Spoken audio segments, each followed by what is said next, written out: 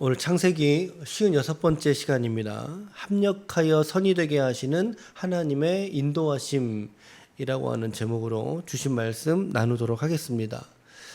어제 우리가 보았던 성경에서 유다는 과거와는 전혀 다른 모습을 보여주고 있었습니다.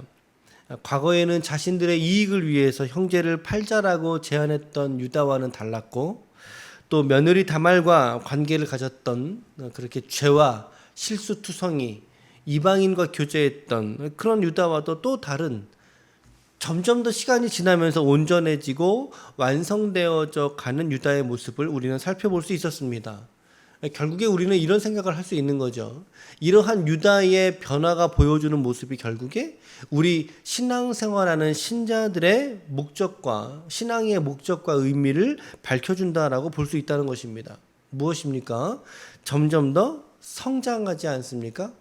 자라나고 있습니다. 철저하게 자기를 위하고 또 자기만을 위해 살았던 유다의 모습에서 이제는 생각하게 되었고, 형제를 위하여 하게 되는 그런 베냐민을 위해서 요셉이 종이 되겠다라고 하지 않습니까? 이게 어떻게 보면 대신 죽겠다라고 하는 의미입니다. 상당히 어려운 결단이죠. 누구나 할 수 없는 책임감 있고, 어떻게 보면 이제 400년, 500년이 지난 이후에 이스라엘이 사울로부터 시작해서 또 왕정시대, 그리고 이제 북이스라엘, 남유다의 왕들이 쭉 이제 유다의 계열 쪽에서 이제 왕으로 등극하지 않습니까?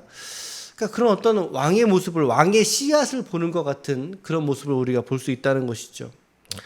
이들 형제들 중에 왜 유다 지파에서 예수님이 나오게 되었는지를, 그리고 왜 유다 지파에서 남유다를 계속 계승해 나아가는 그런 왕의 족보가 나오는지를 우리는 마치 떡잎을 보게 되면 그 나무를 예측할 수 있듯이, 이제 유다의 모습은 상당히 고무적이 되었다, 상당히 모범적인 신앙인의 모습이 되었다라고 우리는 평가해 볼 수 있다라는 것입니다. 유다를 통해서 요셉은 자기 자신만이 피해자가 아니라는 것을 깨닫게 됩니다. 지난 세월 동안 여적지 자기 혼자 피해자요, 자기 혼자 외로웠고 자기 혼자 눈물을 흘렸을 것이다 라고 하는 오해가 풀어지게 됩니다. 사실 아버지가 여적지 계속해서 자신의 부재, 요셉이 과거 20년 전에 짐승에게 뜯겼도다 라고 하는 그 자식을 먼저 앞서 보낸 아버지의 눈물, 그 눈물이 아버지 요셉의 평생의 시간 동안 여적지 함께 했다는 것을 요셉은 알게 된 것입니다. 그러한 오해가 풀어지게 되고, 베냐민을 마지막으로 보았던 게 이제 베냐민이 한 대여섯 살쯤 됐을 때였을까 싶어요. 그러니까 이미 어린 아이가 한참을 장성해서 어이쿠 너가 베냐민이구나, 어느새 어릴 적 모습이 없어지고 성인의 모습으로 훌쩍 커버린 그런 베냐민을 바라보는 요셉의 시선과, 또 형제들을 바라보는, 용서해야 될, 또 변화된 모습의 형제들을 바라보는 감개무량한 시간들을 요셉이 오늘 이렇게 맞닥뜨리게, 직면하게 된 것입니다. 그래서 오늘 말씀에 보니까 이제 그런 그가 오늘 1절 말씀에 그 정을 억제하지 못하여 소리를 지르게 됩니다. 형 유다가 그를 위하여 대신 종이 되겠다라고 하니까 그 정을, 이제 이들이 변했구나, 이제 내가 이들을 받아들일 때가 됐구나 라고 하는 생각을 해서 이제 요셉이 소리를 지르면서 사람들을 물리치게 됩니다. 자기가 같이 있었던 애굽 사람들을 물리치게 됩니다. 형제들만을 함께 남겨두게 되었고, 그들은 물린 후에 요셉이 큰 소리로 울더라는 것이죠. 아마도 애굽의 총리로서 눈물을 흘린다는 것은 분명 신하들에게는 좋아 보이지 않았을 것입니다. 왕이 운다, 우리 아버지가 운다, 그렇잖아요. 옆에 있는 사람들이 걱정하기도 하고, 그래서 이제 애굽 사람들을 물리치고, 그리고 나서 이제 형제들과의 뜨거운 화해의 장면, 그것을 이제 갖게 되는 것입니다. 3절 말씀에 보니까 요셉이 그들에게 이르되 나는 요셉이라, 내 아버지께서 아직 살아계시나이까. 요셉이 자신의 이름을 밝힌 뒤에 바로 물었던 것은 아버지의 생존 소식을 다시 한번 확인하는 것이었습니다. 하지만 형들이 지금의 이 상황을 이해할 수 있을까요? 지금의 이 상황을, 아이고 그래 너가 요셉이었니? 이렇게 즉각적으로 와서 반응할 수는 도무지 없던 거죠. 우리가 내일 본문으로 가게 되면 내일 본문에서도 야곱이 이런 이야기를 듣고 어리둥절하여 이런 표현이 나와요. 어리둥절하여. 오늘 마찬가지입니다. 오늘 요셉의 형제들도 이 상황이 어리둥절한 거죠. 순간 왜 넋이 나갔다 그러잖아요. 어리둥절한 겁니다. 뭐라고 말할 수가 없는 거죠. 이게 무슨 시츄에이션인가. 요셉이 형들을 더 가까이 와서 나를 보라고 말합니다. 형들이 더 가까이 다가가죠. 자, 보세요. 형들, 제가 요셉입니다. 당신들에게 당신들이 애굽에 판 그 11번째 동생, 제가 바로 요셉입니다.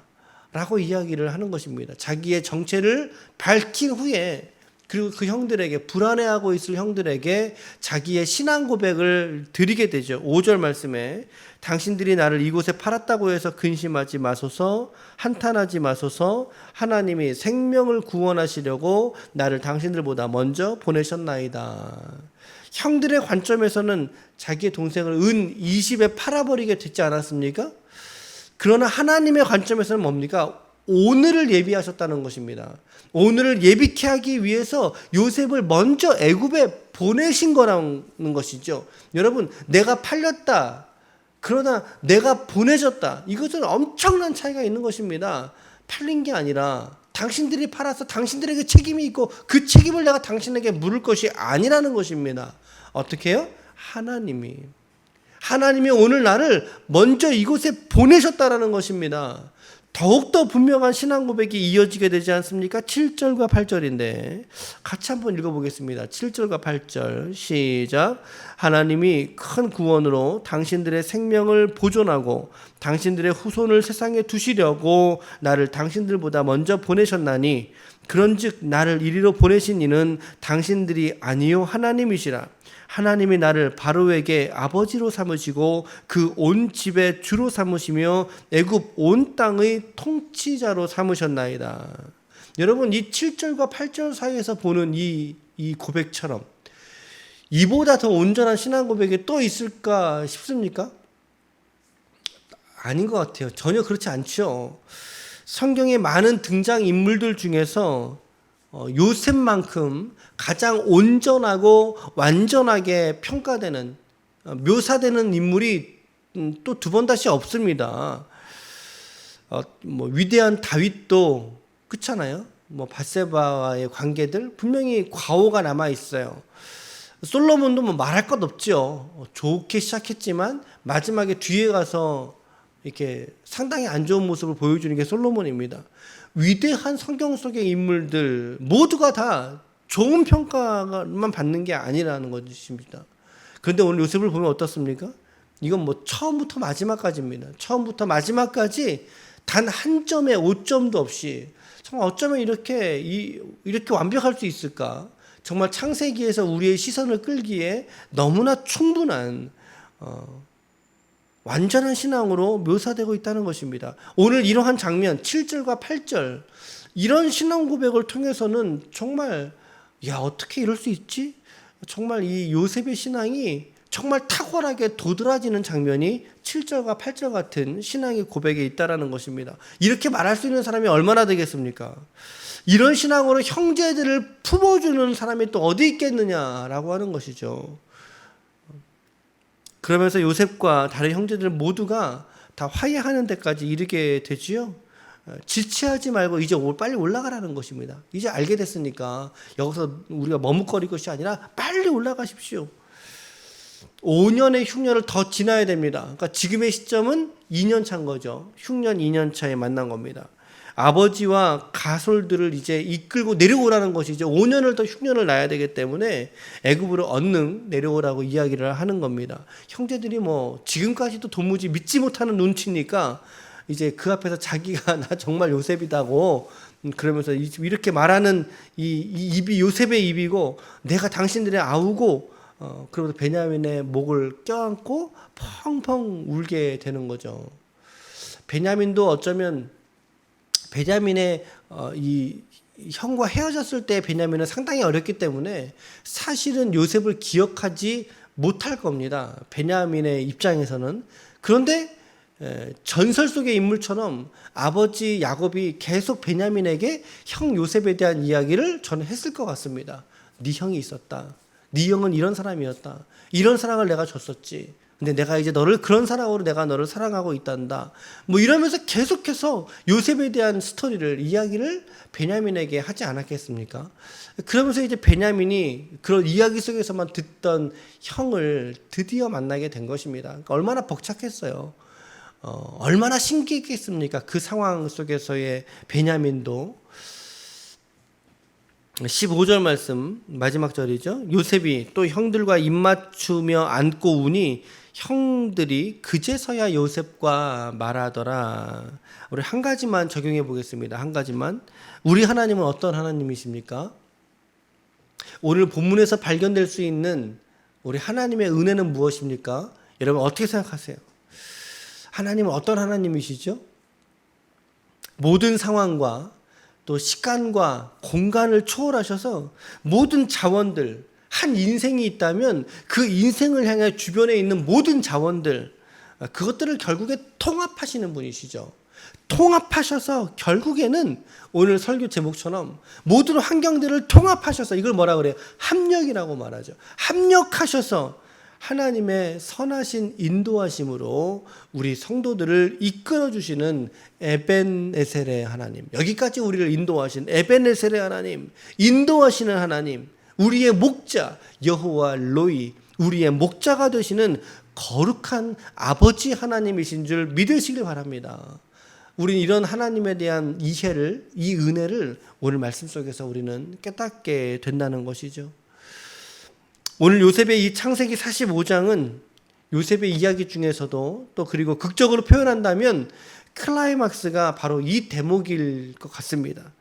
그래서 성경은 이런 클라이막스가 형제들과 만나고 함께 껴안고 울고 얼마나 감격스럽습니까? 얼마나 감화가 되고 감동이 됩니까? 그런데 이런 클라이막스의 상황 속에서 영화가 한참 정점을 치고 올라갈 때 그 정점 속에서 외치는 하나님에 대한 물음이 있다라는 것입니다. 고백이 있다라는 것입니다. 그게 뭐예요? 우리 하나님은 합력하여 선이 되게 하시는 하나님이시다. 여러분, 합력이라고 했습니다. 합력. 오늘 본문에서 관찰될 수 있는 하나님의 합력은 무엇입니까? 형제들이 보기에는 판 겁니다. 형제들이 보기에는 팔았습니다. 그것도 대가를 받고 팔았어요. 은 얼마에 팔았죠? 은 20에 팔지 않았습니까? 그러니까 그들은 그들의 양심을 아버지로부터 받지 못한 사랑의 부재죠. 그 사랑의 부재를 결국에는 형제를 매매하는, 형제의 존재를 삭제해버리는, 그 일로서 아버지에게 받지 못한 사랑을 바꿔버렸어요. 양심을 바꿔버렸죠. 여러분, 그 사건은 분명히 형제들에게도 잊지 못할 사건일 겁니다. 10명의 형들에게. 그거 어떻게 누가 잊겠어요? 그거 잊어버리면 사람도 아니죠. 그리고 요셉은 가족으로부터, 그런 형들로부터 외면받았습니다. 외면, 고통으로 부르짖었고 구덩이에서 살려달라고 외쳤고, 그럼에도 불구하고 형제들에게 버림을 받게 되었습니다. 버림받고 난 이후에 그는 소외되었고, 또 외로운 인생을, 초라한 인생을, 아주 흠이지고 축축한 인생을 그는 살게 되더라는 것이죠. 억울한 누명을 쓰고 감옥에서도 몇 년 동안 보냈는지 몰라요. 이 모든 상황, 그러나 이 모든 여건들을 주권하시는 하나님, 그렇죠? 그 하나님께서 바로에게 꿈을 주셨고, 바로에게 꿈 주신 분이 하나님이시거든요. 바로에게 꿈을 주셨고, 그 꿈을 해몽하는 지혜자로 감추어져 있던 보석 같은 이 요셉을 불러일으키신 거죠. 요셉을 세우셔서 그를 애굽의 온 통치자로 세우셨던 이 모든 일련의 과정, 이 일들이 결국에는 합력이라고 하는 하나님의 뜻 안에서 이루어진 사건들이라는 것입니다. 하나님의 합력이라고 하는 그 예비하심 속에서 이 일이 있었기 때문에 야곱의 이 온 식구들, 이제 우리가 또 보게 될 텐데 70명이 내려오게 됩니다. 애굽으로 내려오게 하시는, 야곱은 이 사건이 아니었다면 결코 그가 살고 있던 약속의 땅 가나안에서 내려오지 않았을 것입니다. 야곱은 죽어도 거기서 죽지 결코 내려올 마음이 없었을 것입니다. 근데 요셉을 통해서 내려오게 되지 않습니까? 그리고 내려온 이 사건을 통해서 결국에는 애굽에서 몇 년을 보내게 되죠? 400년의 시간을 보내게 됩니다. 400년의 시간을 지나게 되고 이로써 이스라엘은 족장 단위, 가족 공동체죠. 족장 단위의 규모에서 시간이 훌쩍 지나고 난 이후에는 민족 단위, 즉 국가 공동체로서의 서게 될 수 있는 기반을 애굽에서 마련하고 나오게 된다는 것입니다. 60만이 나옵니다. 사륙의 24, 200만 명 이상의 사람들이 나와서 이거 이제는 뭐 가족이라고 볼 수가 없는 거죠. 민족이죠. 민족. 한 민족을 애굽에서 마치 병아리가 닭이 병아리를 부화해내서 이렇게 응애하듯이 출애굽을 통해서 이스라엘에게 역사하시는 하나님이셨습니다. 애굽으로 들어가는 일이 있었기 때문에 애굽에서 나오는 일이 가능하게 된 거죠. 이것을 애굽에서 나온다. 이걸 뭐라 그래요? 이것을 출애굽이라고 하지 않습니까? 이스라엘의 모든 신앙과 역사를 해석하는 기준이 출애굽이 기준되어져 있습니다. 이스라엘 사람들에게는. 여러분, 우리도 마찬가지라고 생각합니다. 우리도 마찬가지라고 생각합니다. 우리의 생활과 일상 속에서 내 마음에 닿지도 않고 또 때로는 좀 환경도 좀 열악해지고 어려운 마음을 주는 그런 일상을 우리가 살아내게 될 때가 너무나 많이 있습니다. 그 속에서 우리가 얼마나 즉각적으로 하나님께 불평하게 됩니까? 얼마나 하나님께 우리가 즉각적으로 원망하면서 하나님 어떻게 나에게 우리에게 이럴 수 있습니까? 라고 원망의 그 시선을 하나님께 이렇게 쏘아붙일 때가 우리가 얼마나 많이 있느냐는 것입니다. 그러나 그렇지 않다는 거죠. 하나님은 우리에게 베푸신 모든 일들을 통해서 결국에는 우리에게 주시는 하시고자 하시는 말씀들이 그 일들 속에 이렇게 감춰져 있다는 거죠. 영적인 사인이 있다는 것을 여러분들이 깨달을 수 있기를 좀 축복합니다. 내게 주신 환경들을 그저 물으려 보되 흘려보낼 것이 아니라 그 안에서 우리가 믿음으로 긴밀하게 영민하게 깨어 있어서 그 사건들을 해석하고 고백할 수 있는 지혜가 필요하다. 여러분들에게 상처 주는 사람이 있습니까? 오늘 뭐 요셉에게 상처 줬던 사람들 있죠, 당연히. 나를 배신하는, 여러분들을 배신하는 사람들이 있습니까?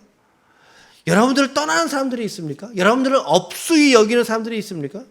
뭐예요? 결국에는 그 사람들을 통해서, 그 일과 사건을 통해서 하나님께서 나에게 하시고 싶은 말씀이 있다니까요. 깨닫게 하시는 진리들이 있다니까요. 그러므로 우리 성도들의 삶에 모든 일상은 하나님이 우리에게 말씀을 걸어오는 통로가 된다는 거 잊지 마십시오. 다시 한 번 더 말씀드려 볼게요. 우리 성도들의 삶에 모든 살아가는 일상이라는 삶은 결국에 하나님께서 우리에게 말씀을 걸어오시는 영비나, 그렇죠? 말씀을 걸어오시는 통로가 된다. 우리의 일상이 라고 하는 것을 여러분 결코 잊지 마시기를 바랍니다. 하나님은 이 성경을 통해서도 말씀하시죠. 때로는 찬송과 가사를 통해서도 말씀하시죠. 그리고 목회자의 입을 통해서 설교를 통해서도 말씀하시죠.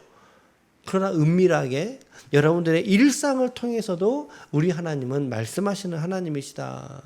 사람의 입을 통해서 말씀하시고 또 나를 힘들게 하는 사람들을 통해서 말씀하십니다. 우리의 자식들을 통해서도 말씀하시죠.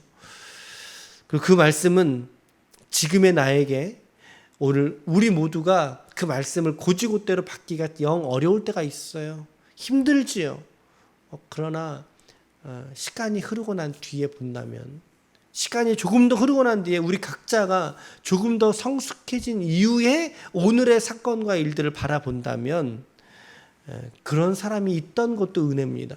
그렇죠? 그런 사람이 있던 것도 은혜가 되고 그런 이야기를 들었던 것도 은혜가 되고 그때 잠시 내가 미끄러져 있었던 것도 은혜가 되고 그 자리에서 내가 눈물 흘렸던 모든 시간과 사건들도 은혜구나 라고 하는 것을 우리가 발견할 수 있다는 거죠. 반드시 그 속에서 우리는 합력해서 선을 이루시는 하나님이 이런 하나님이시군요 라고 깨닫게 하시는 그런 날들이 반드시 오게 될 줄로 믿습니다. 오늘 요셉에게 이렇듯 깨닫게 하시는 날이 왔듯이 오늘 여러분과 저의 삶 속에서도 하나님을 깨닫게 하시는 날들이 오기를 바랍니다. 여러분들의 어떤 삶을 살아가시는지 저는 다 모르죠. 일거수일투족을 저는 알 리가 없죠. 저는. 그러나 우리에게 주시는 이 진리의 말씀을 통해서 오늘 한 가지 너무나 확실한 이야기를 드릴 수 있는 한 가지는 여러분 우리들이 믿는 하나님은 선하신 하나님이십니다. 우리 하나님은 선하신 분이십니다. 그리고 그 선하신 분께서 저와 여러분들의 삶을 합력해서 선이 되시는 인생으로 오늘 굽어가고 계시는 줄로 믿습니다. 고열에 도자기를 넣고 굽잖아요. 여러분 그 도자기를 넣는 그 가마가 여러분 100도 200도가 아니에요.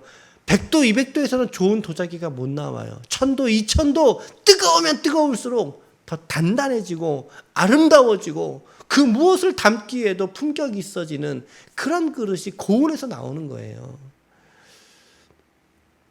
아멘. 오늘 여러분과 우리의 인생 모두가 인생 가운데 아름답게 구워져 가고 있는 우리 인생을 우리가 조금 한 걸음 뒤에서 이렇게 관조하듯이 바라보시면서 여러분 오늘도 이 믿음 붙잡으시길 바랍니다. 내 하나님은 합력해서 선을 이루시는 하나님이시다.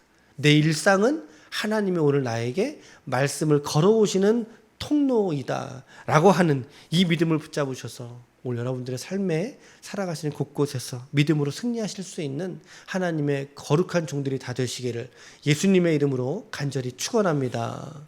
아멘. 기도하시겠습니다.